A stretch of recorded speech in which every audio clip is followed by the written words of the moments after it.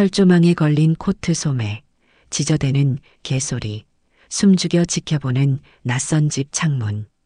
2014년 60세가 된 길만자가 담장을 넘는 순간 인생이 완전히 뒤바뀔 거라곤 상상조차 못했습니다. 발밑에서 나뭇가지가 부러지는 소리가 울렸습니다.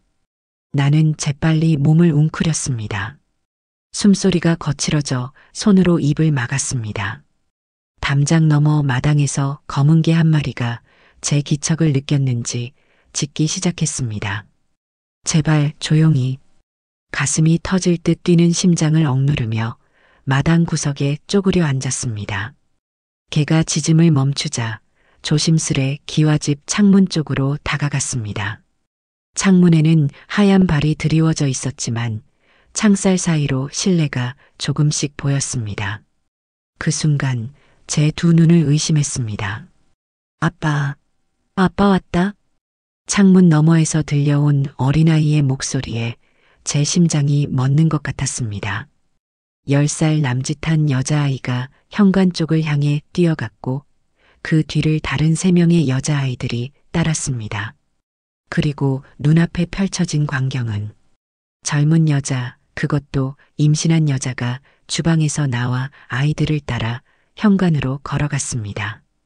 그리고 들어오는 사람을 향해 환하게 웃었습니다. 여보, 오늘은 일찍 왔네. 시야를 가리던 방 기둥이 지나가고 드디어 그 사람의 얼굴이 보였습니다. 서재민, 내 딸 은선이의 남편. 우리 가족이 되어 함께 사는 내 사위였습니다. 순간 온몸에 식은땀이 흘렀습니다. 눈앞이 흐려지는 듯 했지만 다시 또렷해졌습니다. 사위는 입구에서 아이들을 안아 올렸고 그 뒤로 임신한 여자에게 다가가 배를 쓰다듬었습니다. 오늘 어땠어? 많이 힘들지? 저도 모르게 손이 떨려왔습니다. 내 딸 은선이에게 했던 것과 똑같은 말투, 똑같은 제스처였습니다. 그때 방 안쪽에서 노부부가 나왔습니다. 우리 아들 왔네. 내일 제사 준비는 잘 되고 있지? 네, 아버님. 다 준비했습니다. 그래, 이번에 며느리 뱃속 아기는 진짜 아들이래지? 종가대를 이을 아들이 생긴다니 기쁘구나. 네, 의사도 아들이라고 했어요. 머릿속에 은선이의 말이 떠올랐습니다. 오빠가 나한테 아기 생기면 좋겠대. 그런데 나 아직 준비 안 됐어. 그 순간 나는 이해했습니다. 내 딸을 경계선 지능을 가진 은선이를 이 사람이 처음부터 이용하려 했다는 사실을. 떨리는 손으로 핸드폰을 꺼냈습니다. 사진을 찍어야 했습니다. 내 눈으로 본 것을 남겨야 했어요. 찰칵. 카메라 소리가 작게 울렸습니다. 누구야? 서재민이 창문 쪽을 바라보았습니다. 나는 급히 몸을 웅크리고 화단에 숨었습니다. 심장이 터질 것 같았습니다. 여보, 무슨 일이야? 아니, 창밖에 뭐가 있는 것 같아서. 숨도 제대로 쉬지 못하고 있는데 그 순간 결심했습니다.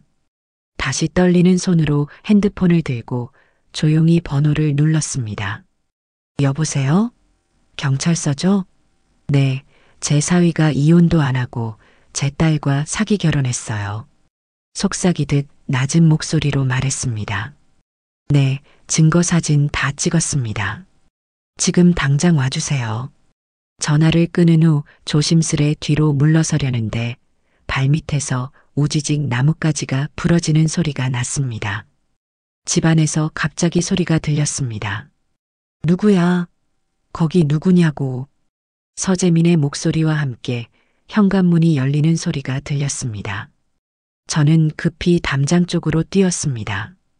평생 그렇게 빨리 뛴 적이 없었습니다. 담장 아래 나무 토막을 딛고 겨우 담을 넘었습니다. 바로 그때 마당에 서재민이 나와 주변을 살피는 소리가 들렸습니다. 여보, 뭐야? 아니, 누가 있었던 것 같아. 담장 밖 나무 뒤에 숨어 숨을 고르며 몇 분이 지난 후 경찰차 사이렌 소리가 들려왔습니다. 그리고 잠시 후 경찰 2명이 차에서 내려 정문을 두드렸습니다. 경찰입니다. 문 좀 열어주세요. 나는 나무 뒤에서 나와 경찰들에게 다가갔습니다. 저예요, 신고한 사람. 경찰에게 핸드폰의 사진들을 보여주고 딸과 서재민의 결혼 사진을 꺼냈습니다. 그리고 대문이 열리고 서재민이 놀란 표정으로 나왔을 때 우리 눈이 마주쳤습니다. 장모님? 서재민의 얼굴이 창백해졌습니다. 그 순간 내 가슴에서 타오르던 불안과 공포가 한순간에 분노로 바뀌었습니다. 평생 딸을 위해 청소하며 버텨온 이 손으로 이제야 마지막 더러운 것, 사위라는 이름의 거짓말쟁이를 청소할 때가 온 것이었으니까요. 너, 내 딸 은선이한테 무슨 짓을 한 거야? 그날로부터 한 달 전, 사모님, 이 주소 꼭 가보세요. 떨리는 손으로 쪽지를 내미는 가정부 박정임의 눈빛이 흔들렸습니다. 미사강변 100평 저택의 조용한 부엌 아침 식사를 준비하던 중 사위가 회사에 나간 틈을 타 그녀는 제게 다가왔습니다. 이게 무슨? 은선이가 제 조카 같아서요. 더는 모른 척할 수가 없어요. 나는 쪽지를 받아들었습니다. 안동 외곽의 주소, 정갈한 글씨체로 쓰인 몇 글자가 전부였습니다.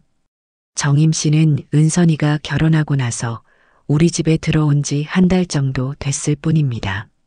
원래 10년 동안 우리 집을 돌봐주던 조 씨가 딸이 아기를 낳게 되어 시골에 내려간다며 떠나면서 정임 씨를 신중하게 추천했던 거죠.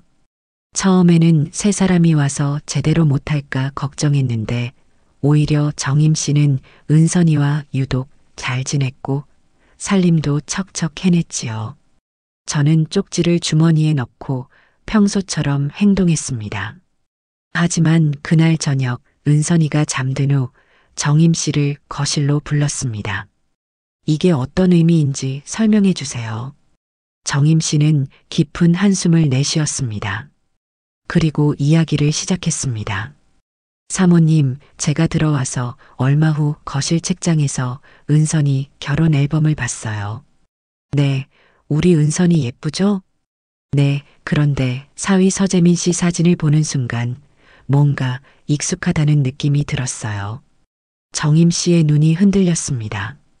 제가 예전에 간병인 일을 했었는데 안동 어르신 댁에서요. 그 집 아들이 바로 서재민 씨였어요. 심장이 빠르게 뛰기 시작했습니다. 그 집에 얽힌 사연이 있어요. 할아버지는 명문가 종손의 자존심이 강했고 대를 이을 손자를 바랐죠. 그런데 첫 며느리가 딸만 둘을 낳자 내쫓고 둘째 며느리를 들였는데 그 여자도 딸만 둘을 낳았어요. 그게 서재민과 무슨.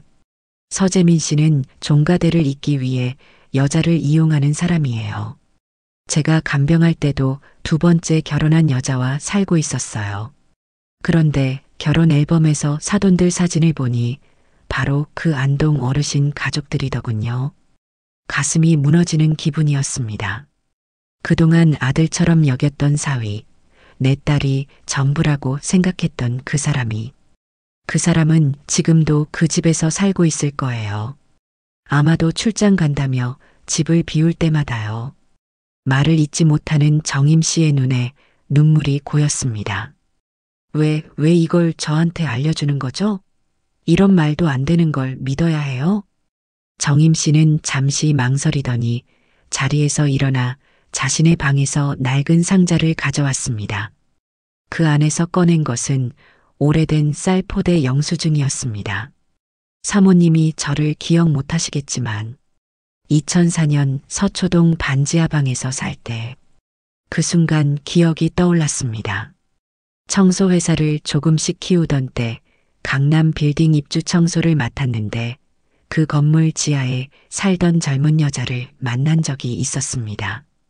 불임으로 남편에게 이혼당하고 혼자 산다던 그 여자가 몸까지 아파 누워 있길래 제가 쌀한 포대와 김치 그리고 얼마간의 돈을 두고 왔던 기억이 났습니다. 그때 정임 씨였어요? 그녀는 눈물을 참으며 고개를 끄덕였습니다. 그때 사모님이 주신 그 도움이 아니었으면 굶어 죽었을지도 몰라요. 월세도 밀리고 아파서 일도 못 나가던 때였거든요. 그때 다짐했어요. 언젠가 저 사람한테 갚을 수 있는 날이 올 거다. 꼭 갚자. 그게 지금이에요. 인연이란 게 이렇게 돌고 돈다는 생각에 가슴이 뭉클했습니다. 그런데 어떻게 서재민을 알아보셨어요? 정임 씨는 은선이의 결혼 앨범을 가리켰습니다. 처음에는 몰랐어요. 얼마나 많은 집에서 일했는데 모든 사람들을 다 기억하겠어요? 그런데 어느 날 이 앨범을 보는데 뭔가 익숙한 거예요. 그래서 자세히 보니 그 사람이 맞더라고요. 정임 씨는 사위가 결혼식 날 은선이에게 입맞추는 사진을 가리켰습니다. 이 눈빛으로 다른 여자도 똑같이 바라봤어요. 사돈들도 제가 기억해요. 결혼식에 온 이 사람들이 바로 그 안동 집안이에요. 마치 얼음물을 뒤집어 쓴 것 같았습니다. 결혼식 날 우리 은선이와 사위의 행복을 모든 사람들이 알고 있었다는 건 처음부터 계획된 일이었다는 거였습니다. 그 사람 은선이 명의로 대출까지 받았을지 몰라요. 종가집 장손이라며 상속 관련 서류에도 도장 찍게 했을 거예요. 이런 수법은 처음이 아니에요. 정임 씨의 말이 가슴에 칼처럼 꽂혔습니다. 평생 지키려 했던 내 딸이 누군가의 이용 대상이었다니. 사모님이 너무 상처받으실까 걱정했어요. 그래도 모른 척하면 은선이가 더 다치잖아요. 그날 밤 우리는 오랫동안 이야기를 나눴습니다. 세상에서 각자의 방식으로 상처받은 두 여자가 모든 진실을 꺼내놓는 밤이었습니다. 우리 은선이는 어쩌죠? 지금은 모르는 게 나을 거예요. 먼저 확실한 증거부터 모아야 해요. 정임 씨는 결심한 듯 말했습니다. 제가 도울게요. 은선이가 새 핸드폰을 선물 받고 안 쓰는 옛날 폰을 책장 위에 올려뒀잖아요. 그 폰에 사위가 은선에게 보냈던 메시지나 계좌 이체 증거가 남아있을 거예요. 제 지인이 핸드폰 데이터 복구 일을 하는데 도움을 받을 수 있어요. 그렇게 우리의 조용한 싸움이 시작되었습니다. 흔들리는 마음을 다잡으며 저는 말했습니다. 정임 씨, 이 일이 끝나면 어떻게 될지 몰라요. 하지만 우리 은선이를 위해 끝까지 함께 해주실 거죠? 정임 씨는 제 손을 꼭 잡았습니다. 당연하죠. 창밖으로 달빛이 새어 들어왔습니다. 그 은은한 빛 아래 우리는 증거를 찾기 위한 계획을 세웠습니다. 그리고 한 달 뒤 저는 안동으로 향하는 차에 몸을 실었습니다. 담장을 넘기로 결심한 그날, 제 인생의 가장 큰 전환점이 될 줄은 그때까지만 해도 몰랐습니다. 은선아, 엄마가 널 지킬게. 더 이상 널 다치게 하지 않을 거야. 낮게 중얼거리며 저는 핸들을 꽉 움켜쥐었습니다. 이게 정말 사실이라면 평생 청소하며 굳은 이 손으로 이번엔 제 딸의 인생에서 더러운 것을 말끔히 닦아낼 시간이었습니다. 창밖으로 비가 내리던 그날 밤 정임 씨와 증거를 모으기로 한 뒤 잠들지 못해 창가에 앉았습니다. 빗방울이 유리창에 부딪히는 소리를 들으며 기억의 물길을 거슬러 올라갔습니다. 1989년 늦은 나이에 처자의 은선이를 낳았을 때만 해도 모든 게 행복했습니다. 88 올림픽이 끝난 직후였으니 온 나라가 들떠있던 시절이었죠. 시어머니도 남편도 딸아이가 태어나고 기뻐했습니다. 딸이든 아들이든 건강하게만 자라다오. 시어머니는 그렇게 말했습니다. 그런데 은선이가 자라면서 뭔가 달랐습니다. 2살, 3살이 되어도 말을 못하고 또래 아이들보다 행동이 느리다는 걸 알게 됐어요. 유치원에 들어갈 나이가 되었을 때 마음을 다잡고 병원을 찾았습니다. 의사는 경계선 지능이라는 진단을 내렸습니다. 남들보다 조금 느리게 배우는 아이입니다. IQ가 70에서 84 정도로 특별한 보살핌이 필요해요. 그 진단서를 가지고 집에 돌아왔을 때 시댁의 태도가 달라졌어요. 병신 키워서 뭐 하겠냐? 집안 망신이다. 매일같이 들려오는 말들에 가슴이 찢어졌습니다. 그때만 해도 장애아를 키우는 것은 큰 결함이라 여겨지던 시절이었습니다. 병신이란 말을 아무렇지 않게 쓰던 때였으니까요. 결국 1995년 은선이가 6살 때 시댁에서 쫓겨났습니다. 남편은 바람이 나서 이혼 서류를 내밀었고 저는 아이 하나 데리고 거리에 나앉게 됐습니다. 비가 쏟아지던 그날 연분홍색 우산 하나를 쓰고 은선이의 작은 손을 잡고 친정에도 갈 수 없어 거리를 헤맸습니다. 그때 은선이가 물었어요. 엄마, 우리 어디가? 말문이 막혔습니다. 어디로 가야 할지 정말 몰랐으니까요. 눈물을 참으며 웃어 보였습니다. 우리 새로운 집에 가는 거야. 그날 밤 고시원 한 칸을 얻어 은선이를 재우면서 맹세했습니다. 이 아이를 위해 살아야 한다. 누구보다 당당하게. 첫 일자리는 아파트 청소였어요. 90년대 초반 강남에 아파트가 우후죽순 생겨날 때였죠. 낡은 고무장갑과 걸레 한 장으로 시작했습니다. 아줌마 여기 좀 제대로 닦아놔. 남의 집 구석구석을 닦으며 그렇게 하루 10,000원, 이틀 10,000원 모았어요. 비닐봉지에 동전을 모아 은행에 가면 행원들이 짜증을 내곤 했어요. 동전 좀 세어오지 그랬어요? 그래도 은선이 약값을 벌기 위해 참았지요. 그 시절 약값도 보험이 안 됐거든요. 그 시절엔 경계선 아이들이 어떤 병인지도 모른 채 정신과 문턱조차 넘기 힘들었어요. 밤새 일해도 그 돈으론 방 한 칸 월세도 빠듯했습니다. 엄마, 난 왜 학교 안 가? 동네 아이들이 책가방 메고 학교 가는 걸 보며 은선이가 물었어요. 제 심장이 찢어지는 것 같았지만 미소 지으며 대답했습니다. 우리 은선이는 조금 다른 학교에 갈 거야. 더 특별한 곳. 특수학교를 알아봤지만 그마저도 돈이 문제였어요. 결심했습니다. 청소일이 아니라 청소 사업으로 키워야겠다고. 1997년 IMF가 터졌을 때 저는 38이었습니다. 사람들은 무너져 내렸지만 저는 오히려 기회를 봤어요. 한국 남자들은 집안 청소는 안 하잖아요. 그런데 실직한 남편 대신 일하러 나간 여자들은 집안일을 대신해 줄 사람이 필요했고요. 쓰러져가는 봉제 공장 하나를 월세로 얻어 그곳에 길만자 홈클리닝이라는 간판을 달았습니다. 동네 아줌마 5을 모아 청소 방법을 가르쳤어요. 걸레는 이렇게 꼬아서 짜야 물자국이 안 남아요. 창틀은 이렇게 종이 끼워서 닦아야 깔끔해요. 제 경험과 노하우를 전수했지요. 은선이를 키우느라 세탁기 살 돈도 없어 빨래를 손빨래로 하면서 터득한 비법들이었어요. 처음엔 동네 아파트 입주 청소로 시작했어요. 이사갈 집 청소하면 3,000원, 이사 온 집 청소하면 50,000원. 그렇게 시작했지요. 아줌마들에게 일당 15,000원씩 주고 나머지는 모두 은선이 학비와 치료비로 썼습니다. 삐삐를 허리춤에 차고 다니며 일감을 받았습니다. 삐삐가 찍히면 공중전화로 뛰어가 전화를 걸었어요. 여보세요?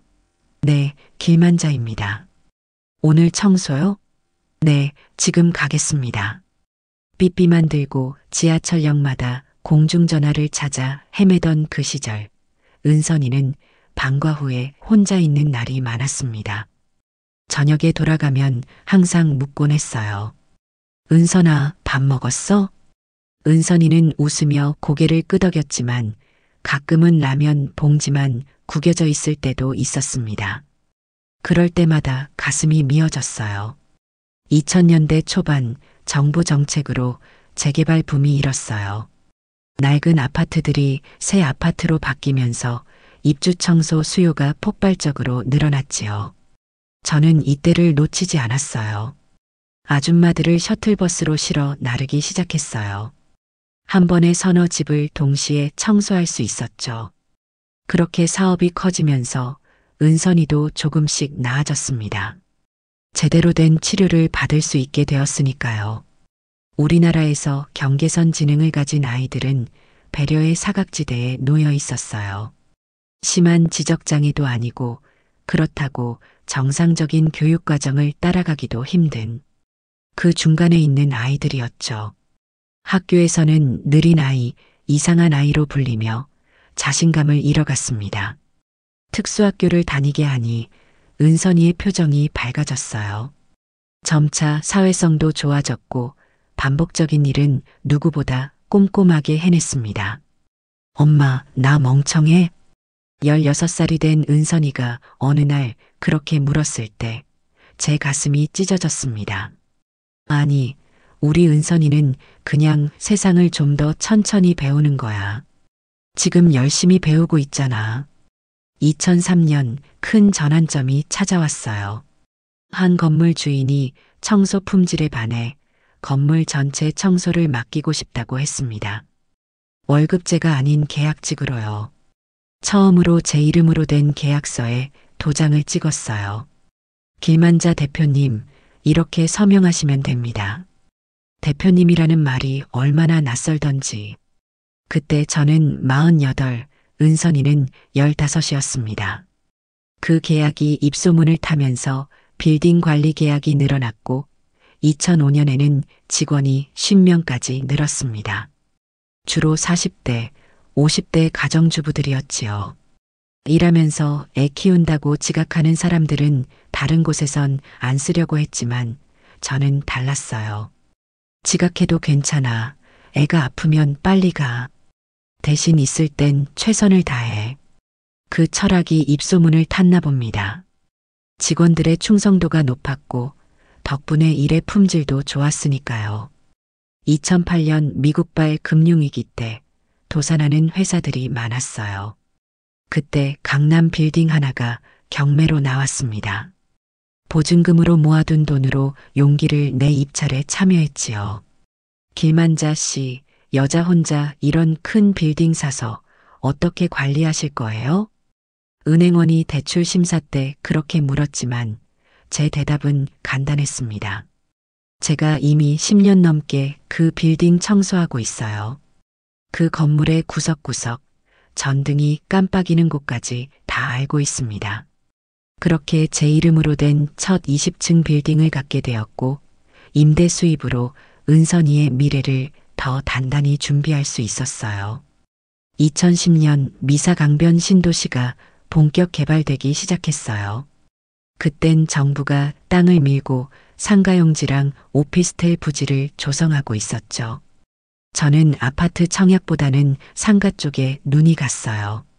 나중에 입주 시작되면 청소 수요가 폭발할 테니까요. 길 사장님, 요즘 부동산이 위험하다던데. 지인들이 말렸지만 저는 미사강변과 하남에 투자했어요. 청소 경험으로 알게 된 것이 하나 있었거든요.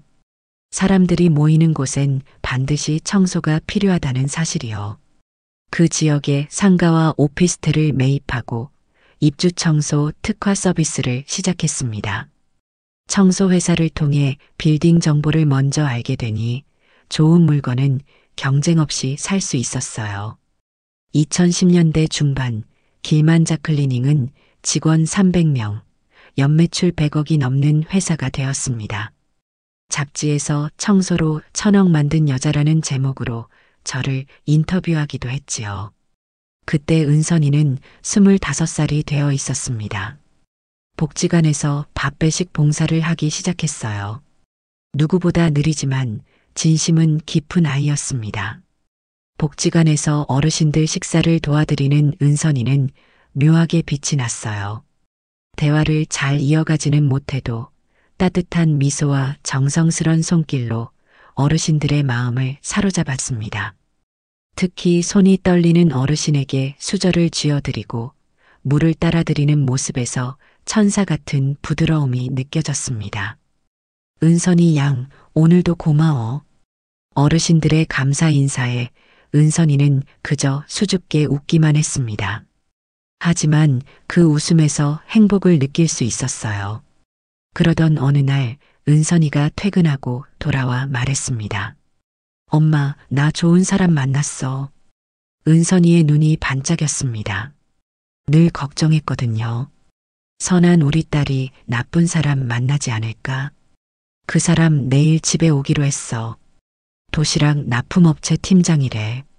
다음 날 서재민이란 사람을 처음 만났을 때 그 모든 걱정이 씻겨 내려갔어요. 도시락 납품업체 팀장으로 복지관에 봉사하러 온 그는 은선이를 존중하는 모습이 진심으로 보였거든요. 장모님, 은선이가 어르신들 손 닦을 때 물 온도까지 딱 맞춰요. 그 세심함이 저는 정말 놀라웠어요. 그 말 한마디에 저는 그를 믿었습니다. 그동안 저를 청소 아줌마라고 부르던 사람들, 은선이를 저런 애라고 부르던 사람들과는 달랐으니까요.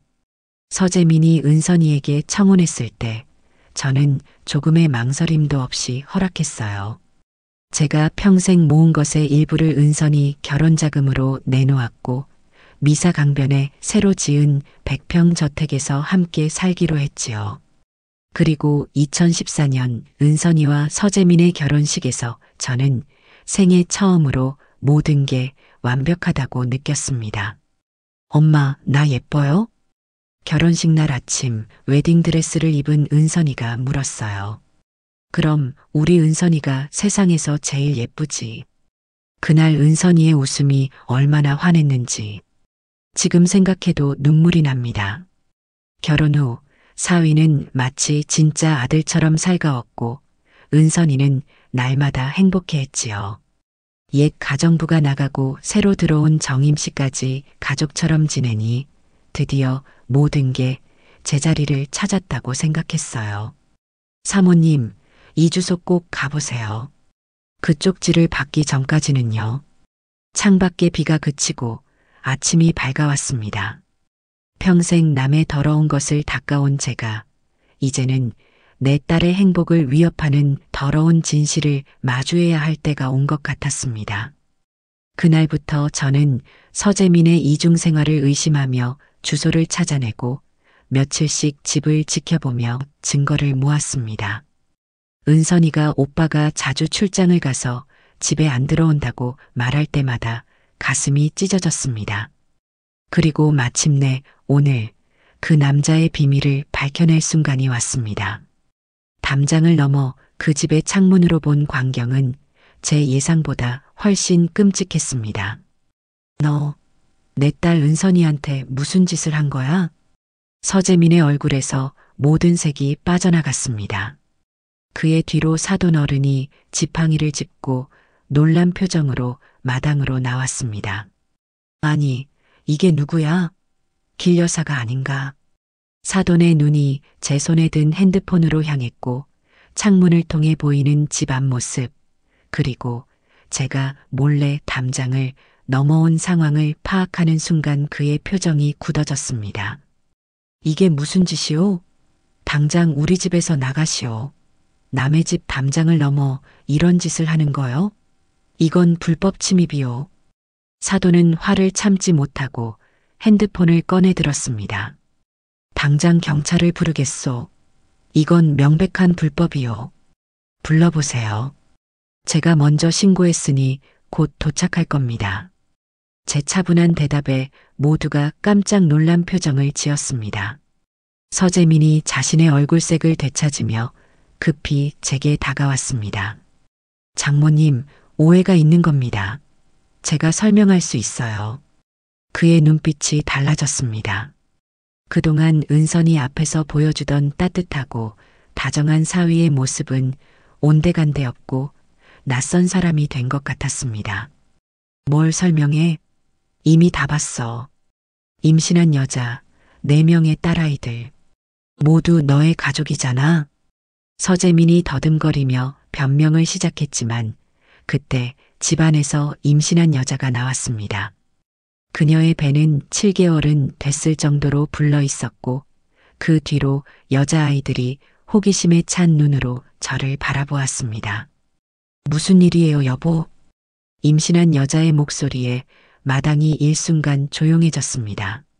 서재민은 아무 말도 하지 못했고 사돈들의 표정이 굳어졌습니다.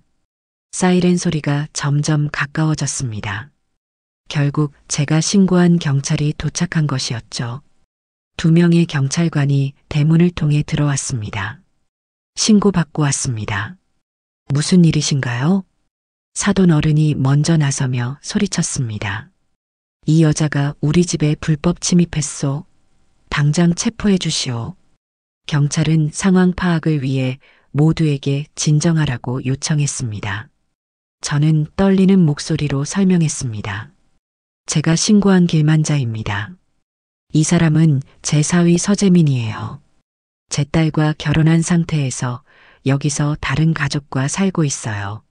증거를 찍으러 왔습니다. 경찰관이 서재민을 바라보며 물었습니다. 사실인가요? 서재민이 대답하기 전에 임신한 여자가 충격에 찬 목소리로 말했습니다. 무슨 말씀이세요? 저희는 결혼한 지 5년이 넘었어요. 제 남편이 또 다른 여자와 결혼했다고요? 그 말에 제 심장이 무너지는 듯 했습니다. 서재민이 은선이와 결혼한 건 불과 몇 개월 전인데 경찰은 서재민에게 신분증을 요구했고 저는 핸드폰을 꺼내 방금 찍은 사진들과 은선이와 서재민의 결혼 사진을 보여주었습니다. 이게 제 딸 은선이와 서재민의 결혼식 사진이에요. 그리고 방금 찍은 이 사진을 보세요. 여기 임신한 여자와 아이들 모두 그의 가족입니다. 경찰이 핸드폰을 살펴보며 심각한 표정을 지었습니다. 이때 임신한 여자가 서재민에게 다가가 소리쳤습니다. 이게 무슨 일이에요? 말 좀 해봐요. 서재민은 더 이상 숨길 수 없다는 걸 깨달은 듯 했습니다. 갑자기 그의 태도가 완전히 바뀌었어요. 더 이상 겸손하고 따뜻한 사위가 아니었습니다. 장모님, 이제 와서 뭘 어쩌시겠다고요? 은선이는 어차피 모든 걸 이해 못하잖아요. 그 말은 가슴에 비수를 꽂는 것 같았어요. 뭐라고? 그 애는 바보잖아요. 지가 뭐가 뭔지도 모르는 애를 법적 부인이라고 데려다 놨으면 어때요? 제 인생도 있고 우리 집안대도 이어야 하는데. 그 말을 들은 순간 인내가 한순간에 무너졌습니다. 평생 멸시받고 차별받으면서도 딸을 지키기 위해 모든 것을 견뎌왔는데 내 딸을 바보라고 부르는 것만큼은 참을 수 없었어요. 평생 걸레를 쥐던 이 손이 처음으로 사람의 뺨을 때렸습니다. 내 딸을 바보라고?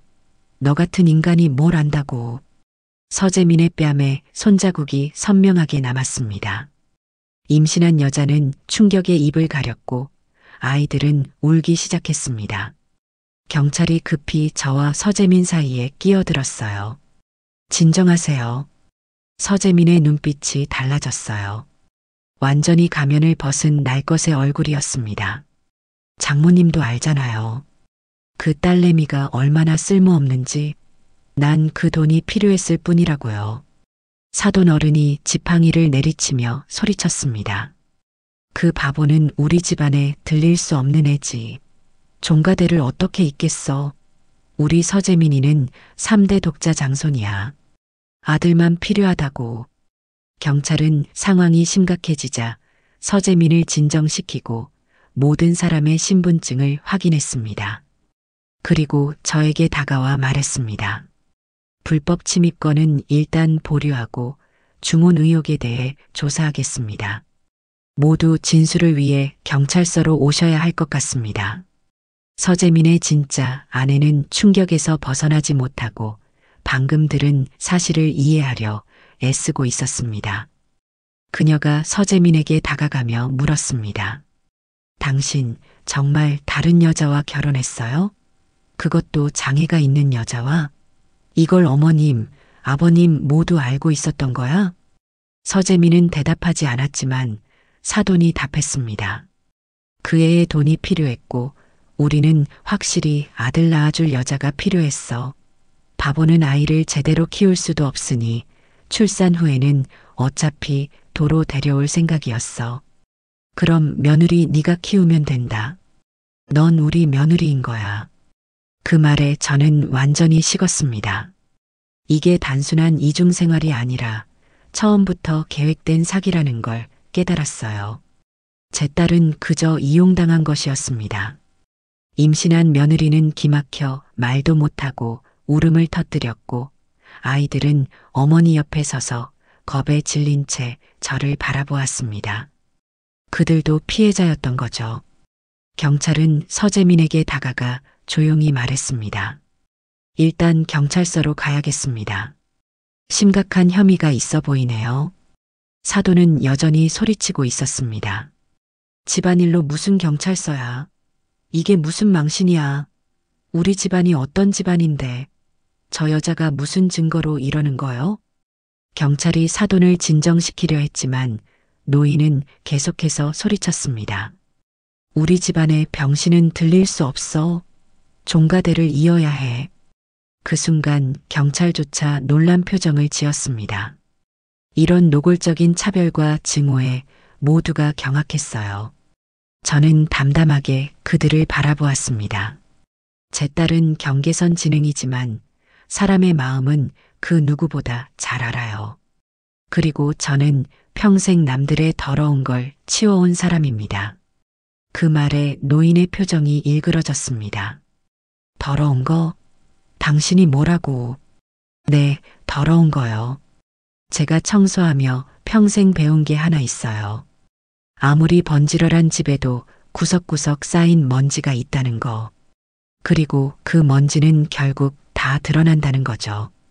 서재민이 경찰과 함께 자리를 떠나기 전 마지막으로 제게 말했습니다.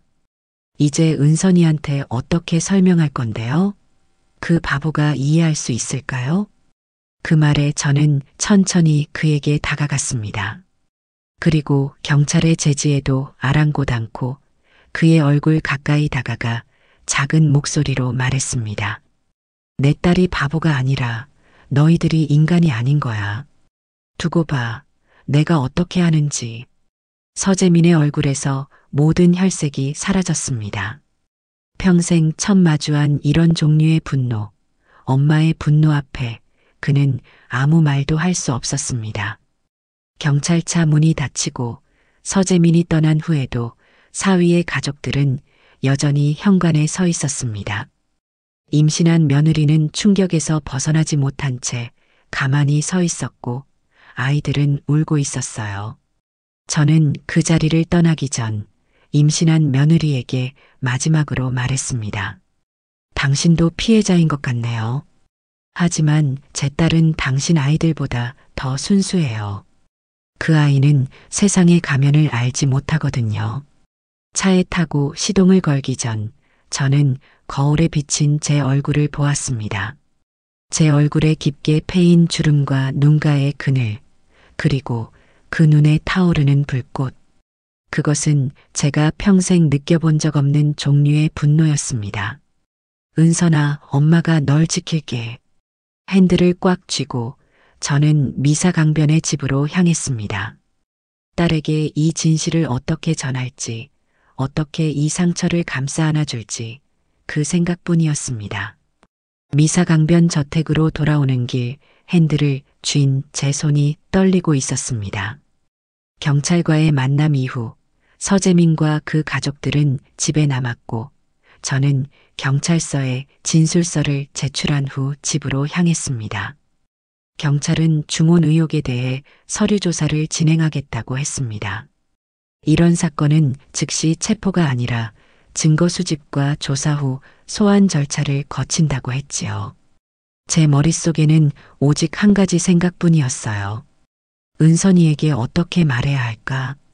현관문을 열자 은선이가 밝은 표정으로 달려왔습니다. 엄마, 오셨어요? 오빠는요? 그 순진한 눈빛, 사위를 오빠라고 부르는 다정한 목소리. 그 앞에서 어떻게 모든 진실을 말할 수 있을까요? 가슴이 찢어지는 것 같았습니다. 은선아, 엄마랑 잠깐 이야기 좀 할까? 정임 씨가 부엌에서 나왔습니다. 제 얼굴을 보자마자 무슨 일이 있었는지 직감한 듯 했어요. 사모님, 어떻게 됐어요? 거실 소파에 앉아 깊은 숨을 내쉬었습니다. 은선이는 제 옆에 앉았고 정임 씨는 차를 준비했습니다. 은선아, 엄마가 할 말이 있어. 은선이의 맑은 눈이 저를 향했습니다. 그 눈에는 어떤 의심도 경계도 없었어요. 세상의 모든 것을 있는 그대로 받아들이는 순수함만이 가득했지요. 말이 목에 걸렸습니다. 어떻게 이 순수한 아이에게 세상의 냉혹함을 설명할 수 있을까요? 하지만 언젠가는 알아야 할 진실이었어요. 오빠가 나쁜 일을 했어. 은선의 눈이 동그래졌습니다. 나쁜 일? 오빠가? 응, 다른 가족이 있었어. 다른 가족? 그래, 오빠는 이미 다른 사람과 결혼했던 사람이야. 우리한테 거짓말을 했던 거지. 은선이의 눈에서 천천히 눈물이 흘러내렸습니다. 심장이 찢어지는 것 같았어요. 이렇게라도 말해야 했지만 딸의 상처 입은 모습을 보는 것은 너무 고통스러웠어요. 나 안 좋아했어요? 그 질문에 제 눈에서도 눈물이 쏟아졌습니다. 정임 씨가 은선이의 손을 꼭 잡았어요. 은선아, 그건 절대 아니야. 내가 잘못한 게 하나도 없어. 이건 모두 그 사람이 나쁜 거야. 은선이는 잠시 고개를 숙이더니 조용히 물었습니다. 그럼 오빠는 언제 와요? 아직도 이해하지 못한 눈치였습니다.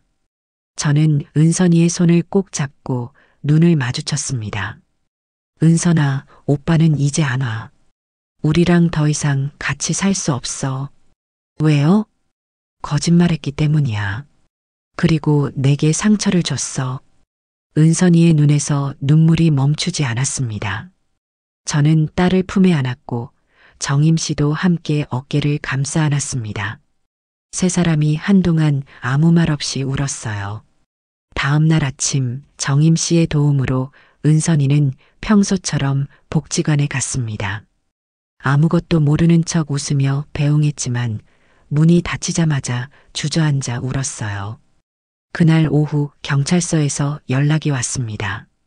서재민의 혼인 관계를 조사한 결과 그는 첫 번째 아내와 법적으로 혼인신고가 되어 있었고 은선이와는 결혼식만 올리고 함께 살았을 뿐 실제 혼인신고는 하지 않은 것으로 밝혀졌습니다. 더불어 은선이 명의로 된 각종 계약서와 대출 문서들이 발견되었다고요. 서류상 법적인 혼인이 아니어서 중혼제가 아니었다 해도 사기와 기만은 분명합니다. 변호사와 상담하시는 게 좋겠습니다. 경찰의 말대로 변호사를 선임했습니다. 조사가 진행되면서 서재민의 행동이 단순한 이중생활이 아닌 처음부터 계획된 사기였음이 밝혀졌어요. 서재민의 핸드폰에서 발견된 장모재산 목록이라는 제목의 단체 채팅방, 은선이 명의로 만든 가짜 계약들, 그리고 무엇보다 충격적인 건 결혼 후 출산 시 대처법이라는 문서였습니다. 아이가 태어나면 은선이가 키울 수 없는 지능이라고 주장하고 친자 확인 후 내 아들으로 데려온다. 은선은 정신적으로 불안정하니 양육권은 쉽게 포기할 것이다. 그것을 읽는 순간 온몸에 소름이 돋았습니다.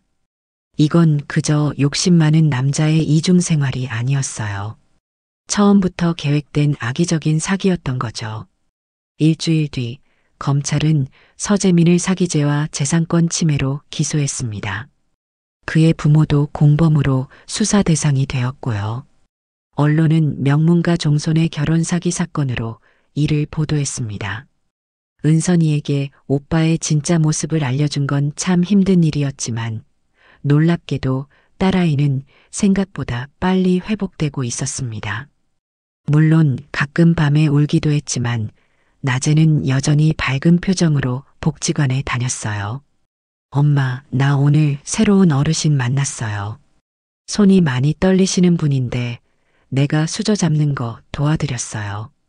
은선이는 여전히 순수하고 따뜻했습니다. 오히려 더 적극적으로 봉사활동에 참여하는 것 같았어요. 마치 세상을 증명하려는 듯이요.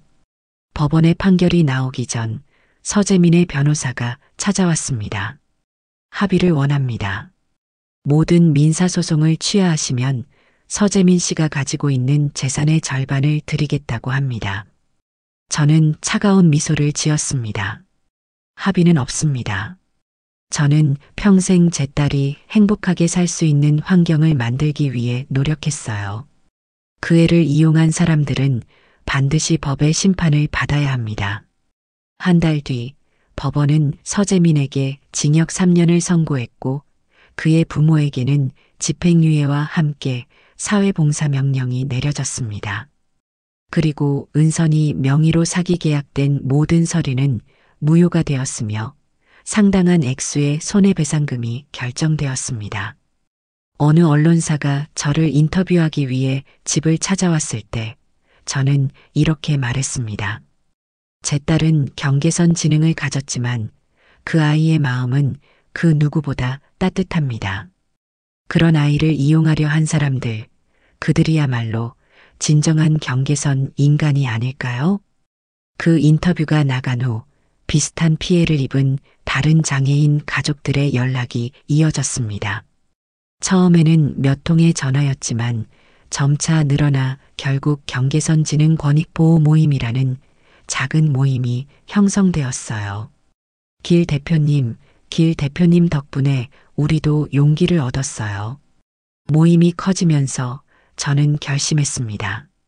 이런 피해가 더 이상 발생하지 않도록 경계선 지능을 가진 사람들의 권익을 보호하는 재단을 설립하기로 한 거예요. 서재민이 수감된 지 반년이 지났을 무렵 그의 혼인 관계였던 임신한 여자로부터 연락이 왔습니다. 아이가 태어났고 그녀도 서재민과 이혼했다고 했어요. 저도 알지 못했어요. 그 사람의 진짜 모습을 깊이 사과드립니다. 저는 이제 더 이상 분노가 없었습니다. 그저 또 다른 피해자를 만난 것 같은 기분이었어요. 당신이 사과할 필요는 없어요. 당신도 피해자니까요. 그런데 아이를 어떻게 키워야 할지 모르겠어요. 이 아이는 아버지가 사기꾼이라는 사실을 알게 될 텐데. 저는 잠시 생각에 잠겼습니다. 그리고 조용히 말했어요. 아이는 부모의 잘못을 물려받지 않아요. 그저 정직하게, 따뜻하게 키우면 돼요. 그게 부모의 역할이죠. 그녀는 눈물을 흘리며 고개를 숙였습니다. 시간은 계속 흘렀고 은선이는 놀랍게도 복지관에서 정식 직원으로 채용되었습니다. 경계선 지능을 가진 사람으로는 드문 일이었지만 은선이의 따뜻함과 꾸준함이 인정받은 거였지요. 엄마, 나 이제 월급 받아요. 엄마한테 용돈 드릴게요. 첫 월급날 은선이가 봉투를 내밀며 말했을 때 제 마음은 꽃밭이 된 것 같았습니다. 명절이 다가오던 어느 날 저는 정임 씨를 서재에 불렀습니다.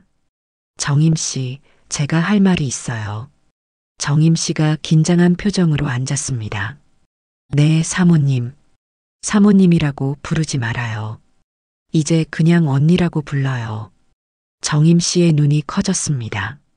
그리고 이걸 받아요. 서랍에서 봉투를 꺼내 정임에게 건넸습니다.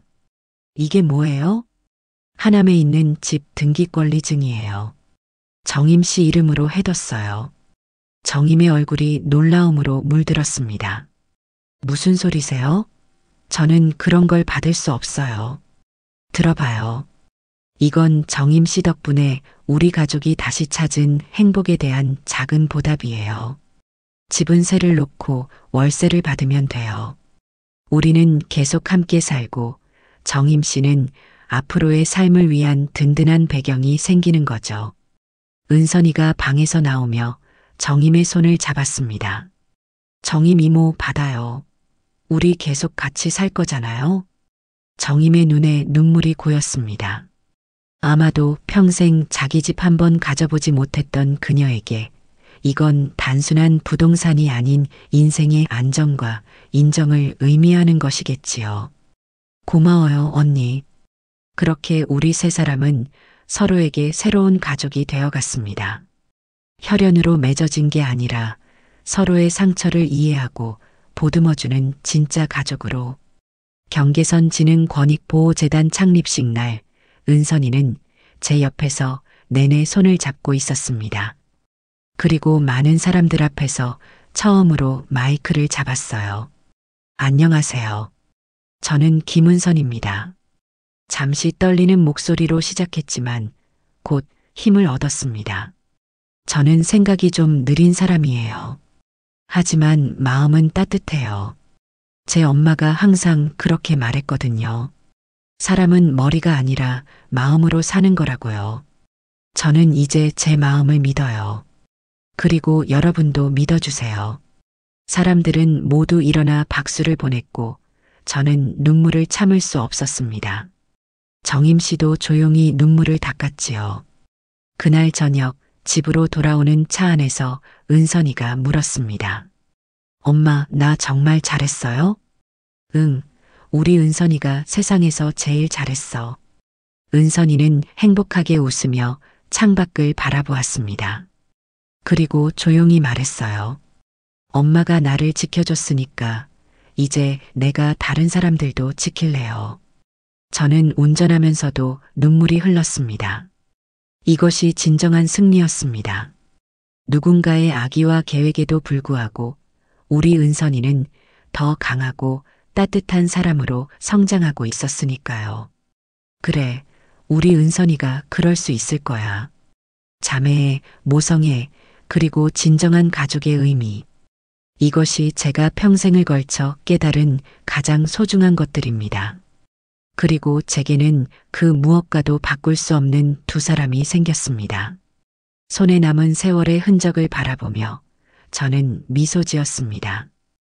혼자서도 얼마든지 행복할 수 있다는 것을 우리 세 사람이 함께 증명하고 있었으니까요.